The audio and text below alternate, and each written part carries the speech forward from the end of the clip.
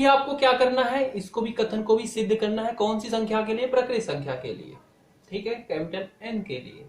तो वही चीज इसमें भी सेम का सेम करते जाना है। तो बस लिखना शुरू कर दो। माना दिया गया कथन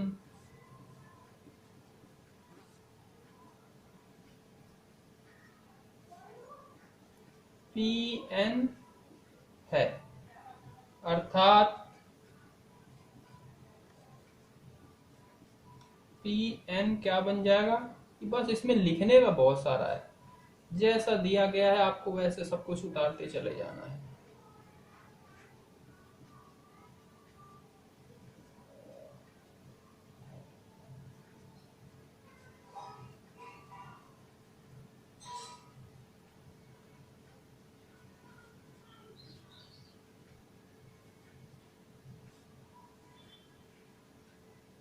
ठीक है, इसके बाद n बराबर 1 के लिए आपको इसे सत्य साबित करना था।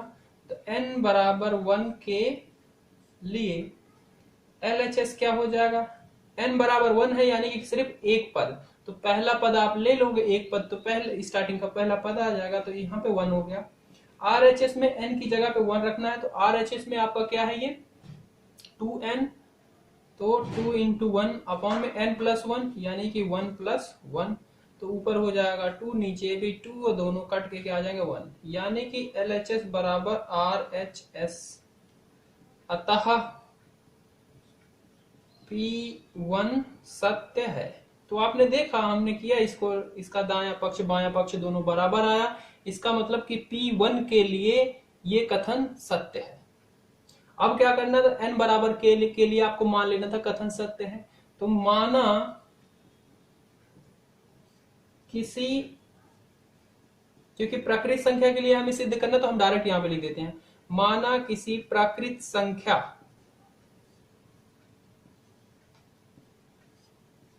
के लिए, जब n की जगह पे k रखेंगे तो क्या हो जाएगा, p के सत्य है,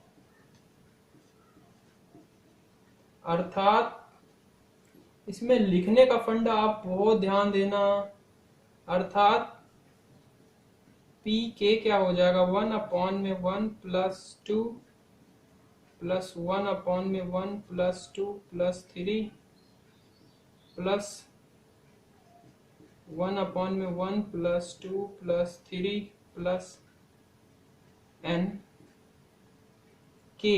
ठीक है, n की जगह पे आपको k रखना है, तो यहाँ पे क्या हो जाएगा, k हो जाएगा बराबर 2k k प्लस 1। बात समझ में आती है? इस समीकरण को थोड़ा ध्यान से रखना, पीके में बोलूंगा तो इसी समीकरण की बात हो रही है। ठीक है, ऊपर मिटा के मैं लिखता हूं। चौथा चरण क्या था, n बराबर k प्लस 1 के लिए सत्य साबित करना था। तो क्या करोगे, अब सिद्ध करना है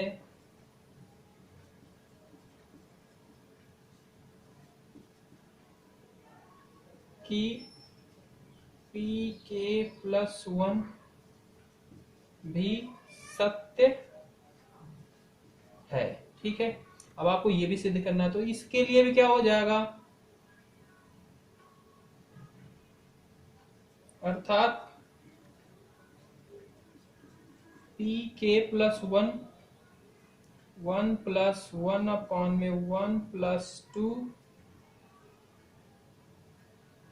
प्लस 1 अपॉन में 1 plus 2 plus 3 plus dot dot 1 upon में 1 plus 2 plus 3 plus n।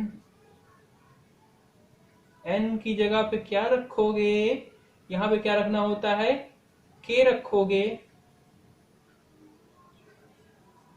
k रखोगे। और ये क्या था, k प्लस 1, k के लिए तो इतने सारे पद थे, तो अब k की जगह पे प्लस 1 हो गया, यानी कि एक पद और आएगा। तो ये तो सिर्फ k के लिए हुआ, ठीक है, pk के लिए, और एक पद और आएगा, इसका मतलब प्लस 1 अपॉन में 1 प्लस 2 प्लस 3 प्लस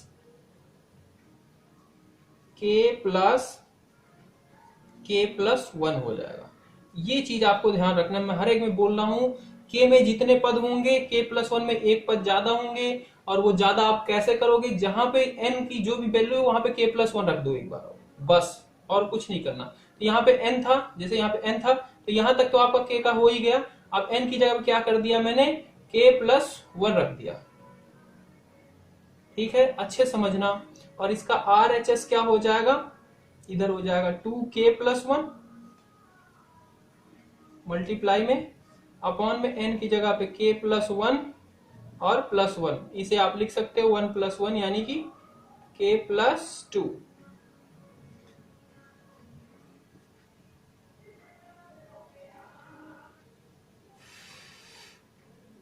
इसे मैं यहां तक मिटा देता हूं, ध्यान से समझना थोड़ा। अब इस पी के का आपको बायां पक्ष दायां पक्ष दोनों बराबर करना, सिद्ध करना होगा। तो लिखोगे pk+1 का LHS, और LHS क्या है, 1 अपॉन में 1 + 1 + 2, 1 अपॉन में 1 + 2 + 3 प्लस 1 अपॉन में 1 + 2 + 3 प्लस k, ठीक है, और प्लस ये वाला चौथा पद, ये पद और जो आपका आया है 1 + 2 + 3 प्लस k और प्लस k+1, ये है आपका LHS इसका। अगर आप ध्यान से देखो तो यहां तक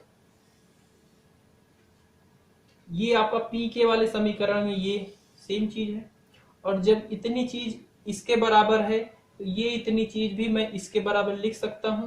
तो यहीं पे इसका यूज हो रहा है, इसीलिए मैंने अभी तक बचा के रखा था। ठीक है, तो इतने की जगह पे मैं क्या लिख सकता हूं, 2k अपॉन में k+1, और फिर प्लस में जो आगे है पूरा का पूरा प्रोसीजर आप लिखते चले जाओगे।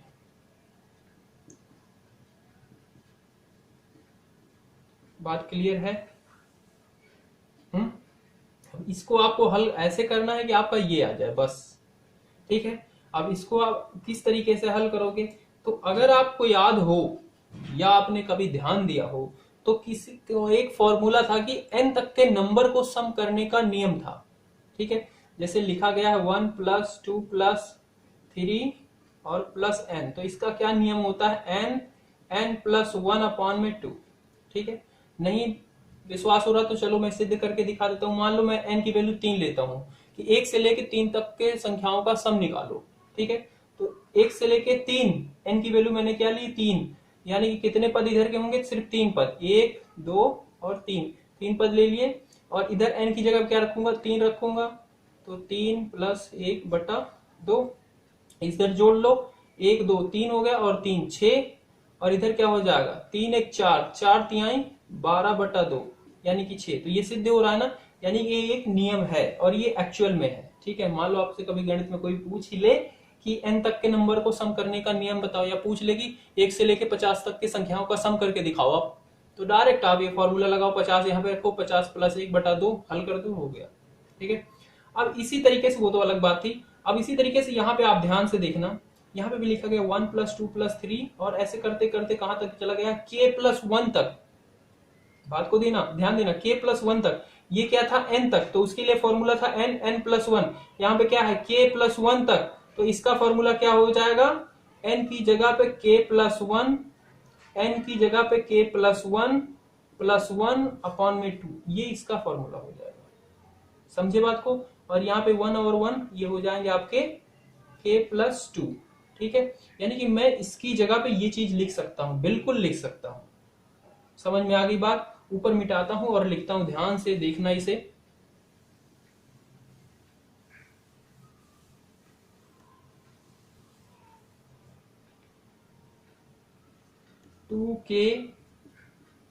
k+1 +1 अपॉन में इतने की जगह पे ये सारी चीजें, तो यहां पे हो जाएगा k+1 k+2 और बटे में 2। ठीक है, अब इसे हल करेंगे बस, ये हो जाएगा 2k k+1 और ये चला जाएगा 2 ऊपर, ये हो जाएगा k+1 k+2। ठीक है, इसको हम हल करेंगे।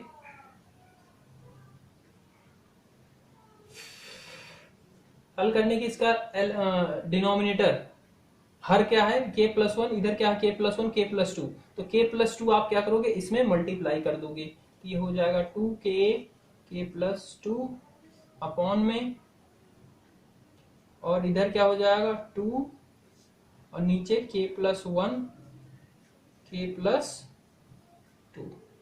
बात क्लियर हुई कि नहीं? हमें क्या करना होता है, हर को बराबर करना होता है, तो k प्लस वन था, इसमें k प्लस टू भी था, तो k प्लस टू से मैंने इसमें मल्टीप्लाई कर दिया और फिर ये क्या हो गया बराबर हो गए।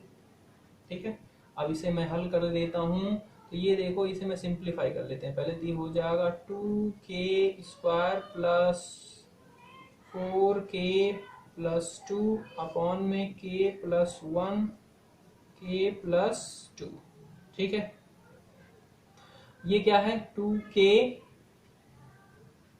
स्क्वायर प्लस 4 प्लस टू, तो इसमें से मैं 2 बाहर ले लेता हूं, बाहर है सब में कॉमन है, बिल्कुल सब में कॉमन है, तो ये हो जाएगा k square plus 2k plus one upon में k plus one k plus two, और ये क्या है k square plus 2k plus one, ये क्या है k प्लस वन का होल स्क्वायर, होल वर्ग, यही का नियम है, तो इसे मैं लिख सकता हूं k प्लस वन का होल वर्ग अपॉन में k plus one k plus two, और यहां से वर्ग है यानी कि 2 है, तो एक नीचे भी है और एक यहाँ कट जाएगा, ये आ जाएगा 2k प्लस वन अपॉन में k प्लस टू, और यही है आपका RHS। ठीक है, अब क्या लिखोगे लास्ट में, वही चीज लिखना है आपको, इस प्रकार pk प्लस वन सत्य है जब pk सत्य है, अतः गणितीय आगमन सिद्धांत से सभी प्रकृत संख्याओं के लिए कथन Pn सत्य है। बस इतना लिख देना है इसके आगे, और इसमें कुछ भी नहीं करना। किया गया है 1 गुना 2 गुना 3 प्लस 2 गुना 3 गुना 4 plus dot dot plus n गुना n plus one n plus two और equal to n plus one n plus two n plus three, ये सारे क्या है गुणम बटा 4। ये आपका कथन दिया गया है, आपको इसे सिद्ध करना है सत्य किसके लिए, प्रकृत संख्या के लिए। तो बस वही स्टेप जो है आपके 4 स्टेप कौन कौन से हैं, सबसे पहले इसे Pn मानना है, फिर n प्लस वन के लिए सत्य साबित करना है, फिर n बराबर k के लिए आपको सत्य से मान लेना है, और चौथा चरण क्या n बराबर k प्लस वन के लिए सत्य साबित करना, और आपका प्रश्न हो जाता है हल। तो चलिए शुरू करते हैं।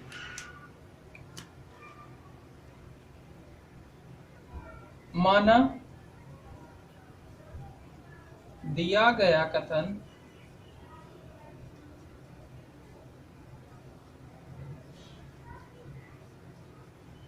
Pn है, अर्थात Pn क्या हो जाएगा, इसे लिखने की पद्धति अच्छे समझना, 1 गुना 2 गुना 3 प्लस 2 गुना 3 गुना 4 plus dot dot plus n plus one n plus to बराबर n plus one n plus two n plus three, और बटे में 4। ये चीज जो दी गई थी हमने उसे मान लिया। ठीक है, फिर दूसरा चरण क्या था, n बराबर 1 के लिए, n बराबर 1 के लिए आपको LHS लेना है। तो LHS क्या है, लेफ्ट हैंड साइड, यानी कि ये समीकरण है, कथन है जो बराबर के उधर वाले को राइट हैंड, बराबर के इधर वाले को लेफ्ट हैंड। ठीक है, तो LHS में n की जगह पे 1 रखोगे, इस Pn में यहाँ पे 1 रखोगे, इसका मतलब LHS में कौन सा पद, ये क्या बताता है n नंबर ऑफ पद, कि कितने पद आपको लेने हैं, n1 है यानी कि सिर्फ पहला पद लोगे। ठीक है, तो पहले पद में क्या है 1 2 3, तीनों को क्या है मल्टीप्लाई है, तो LHS में हो जाएगा 1 इंटू 2 इंटू 3 यानी कि 3 दूनी 6, 6 एकम 6 यानी कि 6 आया। ठीक है, उसके बाद RHS में n बराबर 1 रखो, तो RHS आपका ये है, इसकी जगह पे n की जगह पे 1 रखोगे, तो 1 1 प्लस 1 1 प्लस 2 1 प्लस 3 और बटे में 4। इसे हल करेंगे तो 1 और 1 हो जाएगा, ये तो गुना में है, और ये हो जाएगा 2 2 1 और 2 3 1 और 3 यानी कि 4, सारे गुना बटे 4। तो 4 से 4 एक तो मैं ऐसे डायरेक्ट काट देता हूँ क्योंकि सारे गुणा में कट ही जाएगा। उसके बाद क्या बचा, 3 और 2 का गुना करेंगे 6 और 6 एकम 6, यानी कि ये भी क्या आया 6 आया। तो इस तरीके से आपका LHS बराबर RHS, अतः P1 सत्य है। आपने क्या साबित कर दिया कि P1 चरण आपका समीकरण में अगर n की जगह पर रखते हैं तो सत्य है। दूसरा चरण हो गया। तीसरा चरण क्या था, माना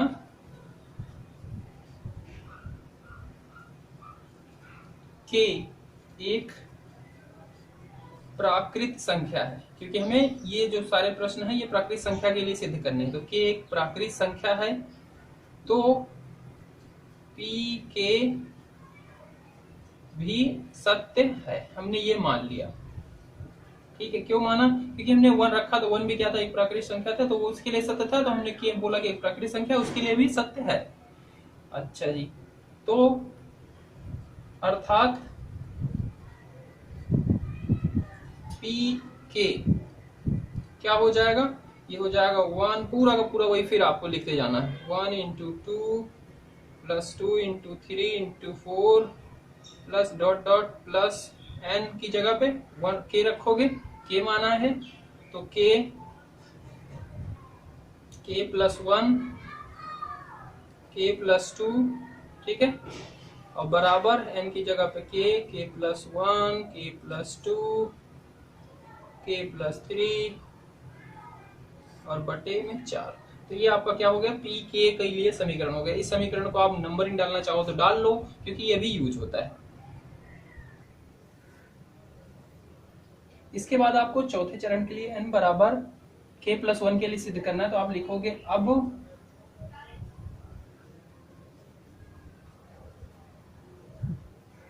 सिद्ध करना है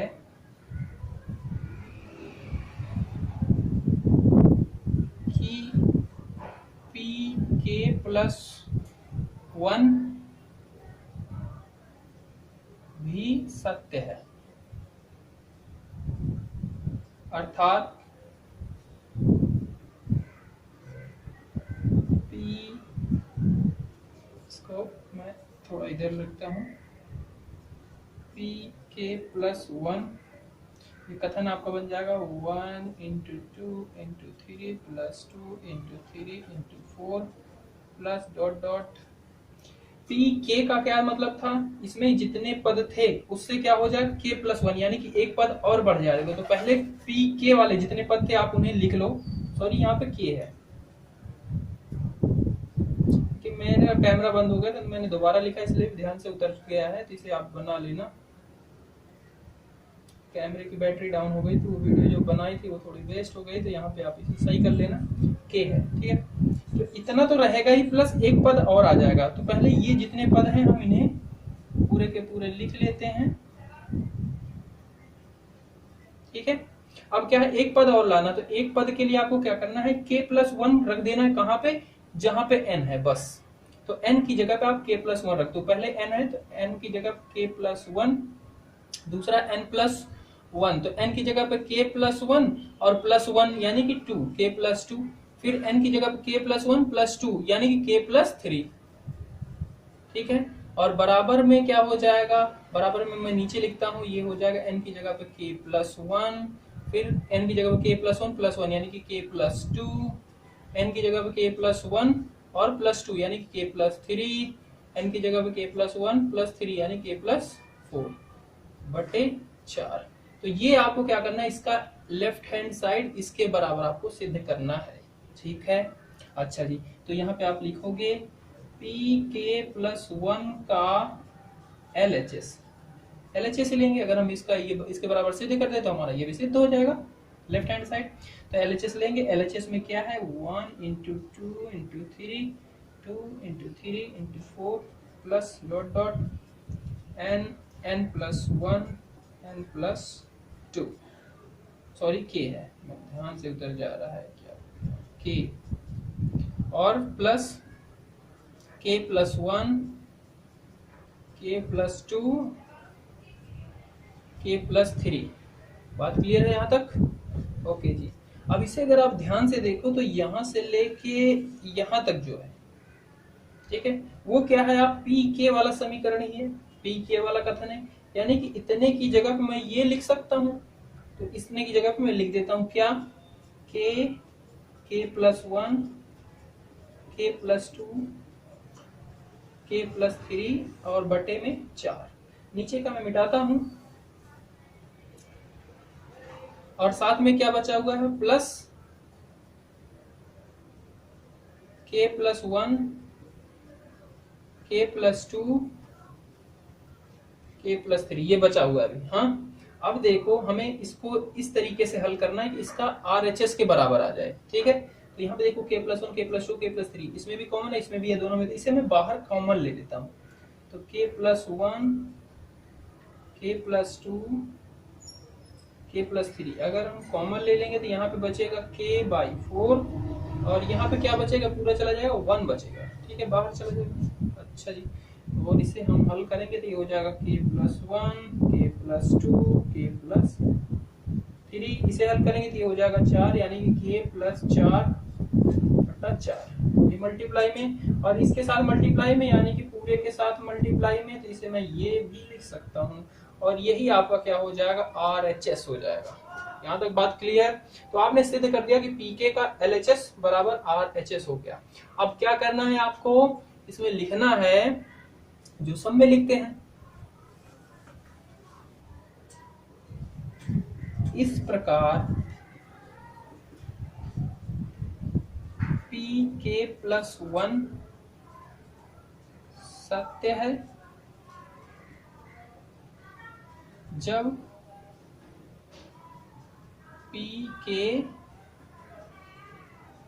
सत्य है, अतः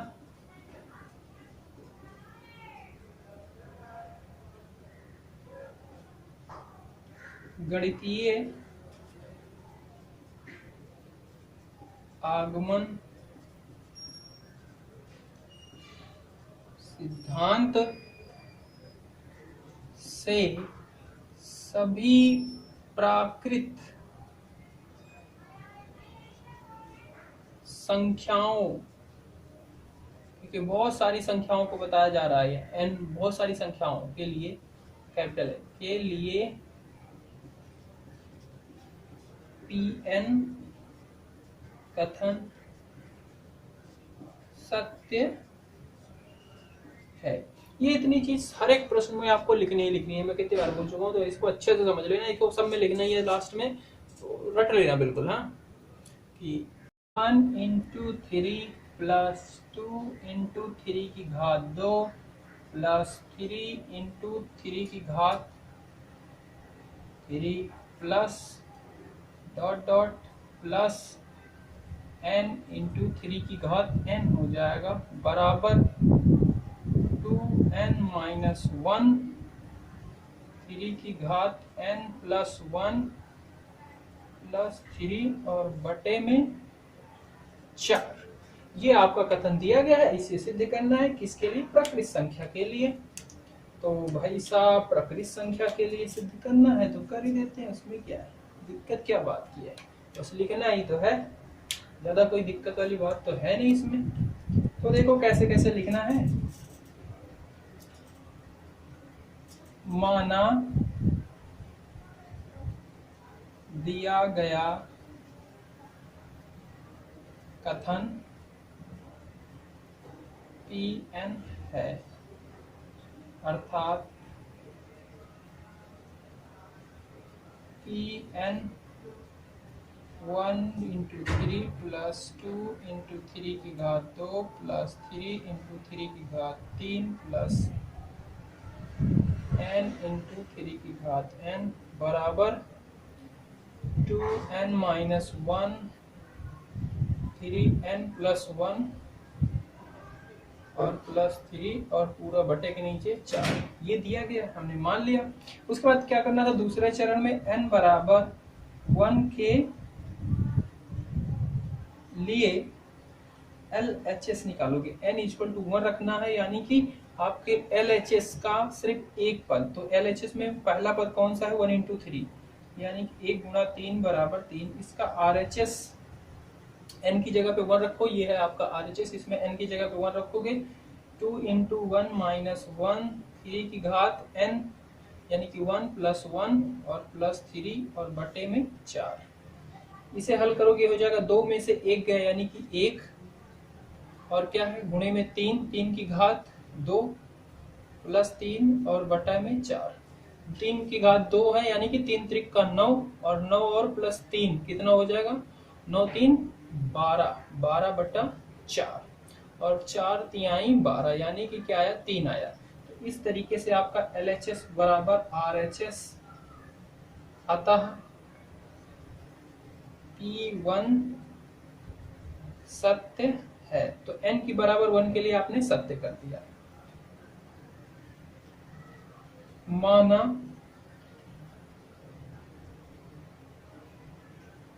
के एक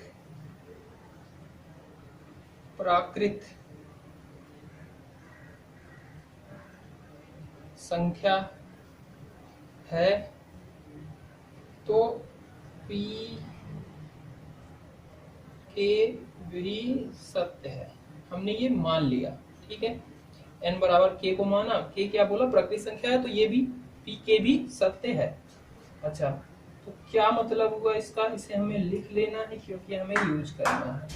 तो p के 1 इंटू 3 प्लस 2 इंटू 3 की घात 2 3 गुणे 3 की घात 3 plus dot dot plus n गुणे 3 की घात n, n की जगह पे k, क्योंकि k कर रहे हैं हम ना, n की जगह पे k रखा तो यहाँ पे भी k हो जाएगा, बराबर 2k minus 1 3k plus 1 plus 3 और बटे में 4।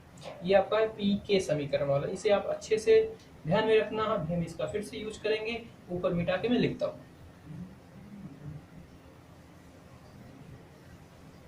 अब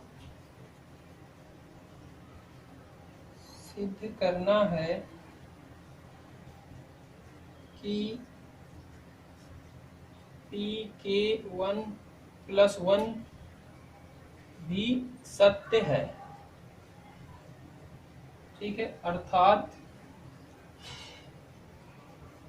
p के प्लस 1, इसको मैं नीचे लिखता हूं क्योंकि थोड़ा सा बड़ा हो जाएगा ये, k plus 1 1 into 3 plus 2 into 3 की घात 2 प्लस 3 इंटू 3 की घात 3 प्लस डॉट डॉट, और यहाँ पे क्या हो जाएगा, यहाँ पे देखो k प्लस 1 है तो k के लिए तो इतने सारे पद थे, k प्लस 1 यानी कि एक पद और बढ़ जाएगा, तो k वाले पहले सारे पद लिख लो। ये क्या हो जाएगा k इंटू 3 की घात k, और जो एक पद और बढ़ेगा वो क्या होगा, उसमें आप n की जगह पे k प्लस 1 रख दो, ठीक है। तो इसी में आप n की जगह पे क्या k प्लस 1 यानी कि k प्लस 1 और 3 की घात k प्लस 1 बराबर n की जगह पे 2 इंटू k प्लस 1 माइनस 1, इसको और प्लस 3 भी है ना मल्टीप्लाई में, और k की जगह पे k प्लस 1 और प्लस 1 यानी कि 2 हो जाएगा, प्लस में 3 और बटे में 4। बात क्लियर है यहाँ तक? अच्छा जी, इसे अब आप ध्यान से देखना, इसमें आपको क्या करना है, इसका LHS और RHS के बराबर सिद्ध कर दो तो ये आपका सिद्ध हो जाएगा कि सही है कथन। तो इसके लिए आप क्या लोगे, p के प्लस 1 का LHS क्या है आपका, ये है 1 इंटू 3 प्लस 2 इंटू 3 की घात 2 प्लस 3 गुणे 3 की घात 3 plus dot dot k into 3k plus k plus 1 3k plus 1। यहाँ तक आपका क्या है LHS है, ध्यान से देखना।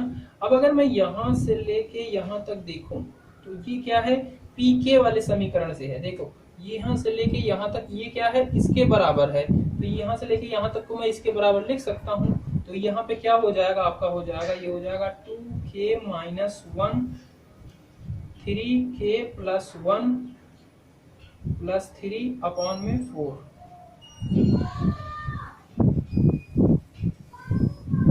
बात समझ रहे हो? और साथ में आपका प्लस इधर k प्लस 1 अभी पड़ा ही हुआ है, उसको भी लिख लोगे। और यहाँ तक बात क्लियर है। अब आपको इसको इस तरीके से हल करना है कि ये आ जाए, तभी आपका RHS के बराबर होगा ना।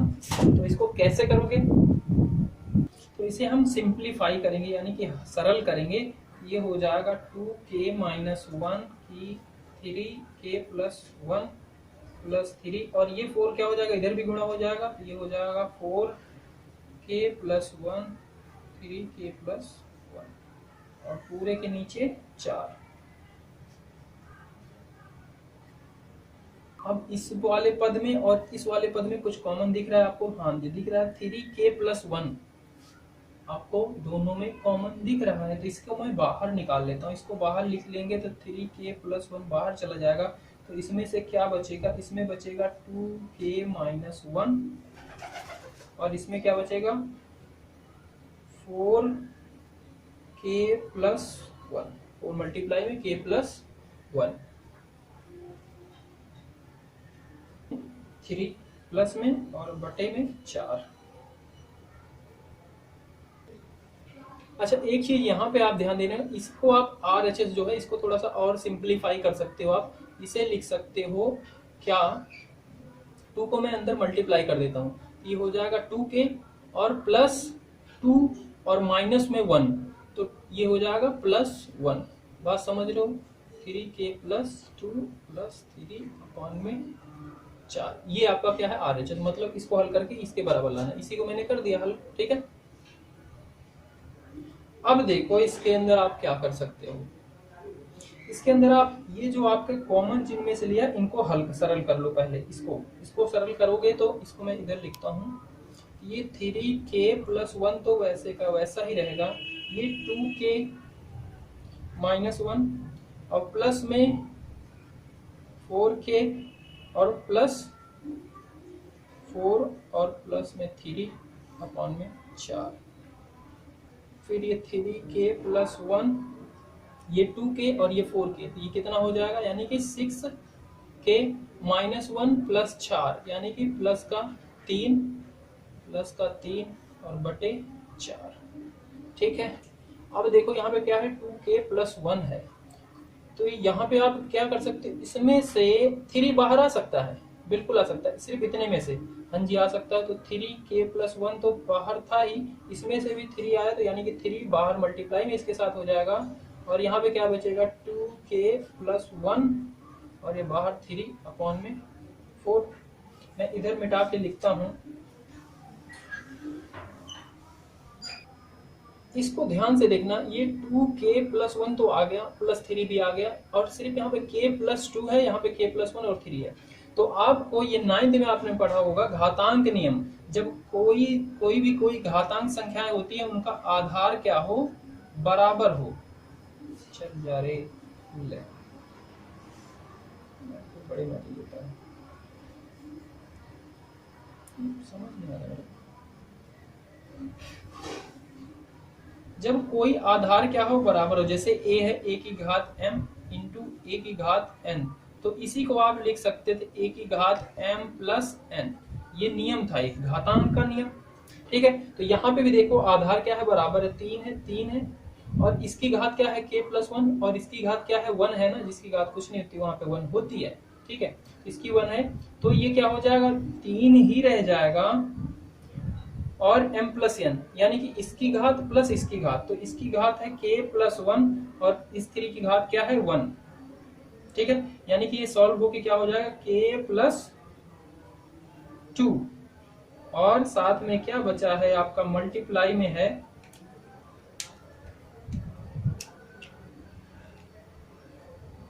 मल्टीप्लाई में है 2k प्लस 1 प्लस 3 और बटे में 4, और यही क्या है आपका RHS है। तो इस तरीके से आपका ये सिद्ध हो गया। लिखने वाला फंडा सेम ही है जैसे पहले प्रश्नों में लिखा है, इस प्रकार pk प्लस 1 सत्य है, जब pk सत्य है अतः गणितीय आगमन सिद्धांत से सभी प्रकृत संख्याओं n के लिए कथन सत्य है। यही चीज लिखनी है।